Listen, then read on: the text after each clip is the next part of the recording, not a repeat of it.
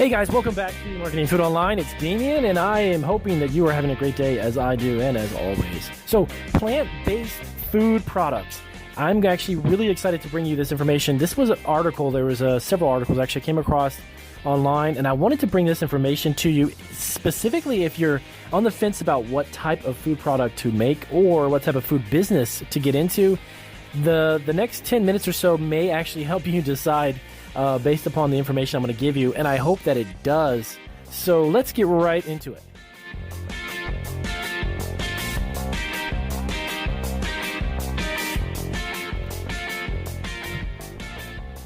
All right, guys. So this podcast is actually going to be all about plant-based food products. Now, I know that may initially sound to you kind of a boring topic, but trust me, it is not, especially when you want to talk about some serious profits and the rapid growth that this segment of the food business has experienced just in the last year. And I'm actually going to give you some statistics on how fast it's grown and specifically the demographic of the generation specifically that is purchasing these types of products.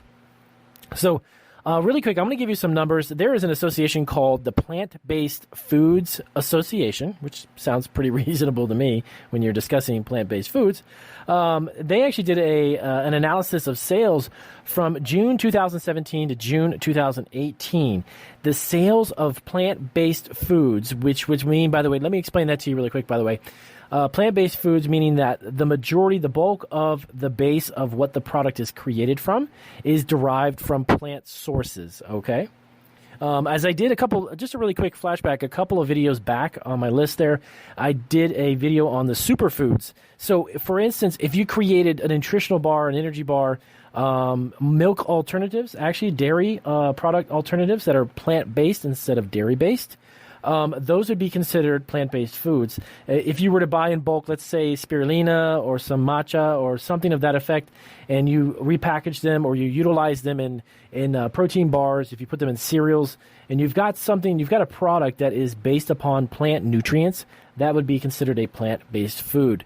Well, from June 2017, you got to listen to this very carefully. It blew me away. I was totally shocked and didn't realize how big this industry actually is in such a short period of time. From June 2017 to June 2018, over $3.3 billion in a 12-month period, over $3 billion of plant-based food products were sold. That is actually 10 times the growth of all retail foods combined. That is gigantic. It's up over 20%. In just that short period of time.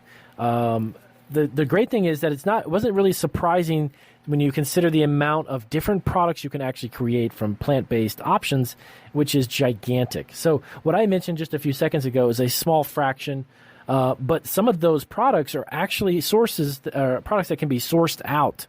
They can actually be created and manufactured for you by a co-packer, by the way.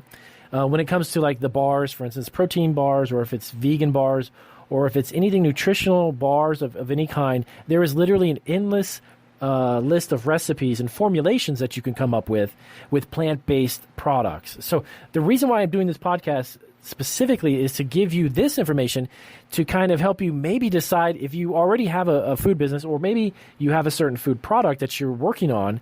Always keep in the back of your mind that you could potentially add on to that. And with the popularity of plant-based food products growing, and the younger generations, by the way, the demographic is between 18 and 32. The people who purchase these products mostly are that age group, and that is gigantic, and it's growing. A lot of them are more health conscious. That drives their decision on what they're going to purchase. They want more healthy, nutrient-rich products, especially if they're starting a family. They don't want to feed their kids and their babies products that are unbelievably processed to the point where there's no nutritional value. So plant-based food products have this huge market, and it's growing, and it's really a limitless potential that you can get in on right now, and it's not going to go away anytime soon. And a really quick note, and this is actually I'm going to do a separate either podcast or a video about this. Companies like Pepsi-Cola, Coca-Cola, large, huge brands that have global reach, They actually, I'm not sure if a lot of people, maybe you're probably not aware of this, but they actually sell more than just beverages, okay? A lot of these companies have bought up over the years snack companies, cereal companies, just food companies in general. So their brands are extensive. Their lines of products are huge. So Pepsi-Cola recently just started their second incubator program. Now, and the incubator program is a program where they go out to small businesses like you, okay? Niche food products that are created with natural sources of natural products, natural ingredients. And they're looking for really unique products to bring on board and to add to their product lineup. So that is actually, I'll do a separate video explaining that much more detail. But just keep that in mind. And again, this video is just to give you some ideas, if you will, some creative ideas just to keep your imagination kind of running there with what you could potentially make aside from the product maybe you're already doing, or make a decision and go with something that's plant-based. Now, you can do a little bit of research online, of course, and find a ton of different products that you can mimic or you can replicate or you can make yourself with just a slight variation of maybe flavors or flavor profiles or different compositions of plant-based ingredients. So it's really, the sky is truly the limit when it comes to the opportunity that lies ahead of you if you wanted to go this route. And a lot more healthy, nutrition-based products are being produced every single day. So the market is so big, there is plenty of room, trust me, for everybody. So with that being said, I'm going to give you actually a couple links to some of these articles that I found. You can definitely take a look at for yourself and do a little bit of research, as I always do here on Marketing Food Online.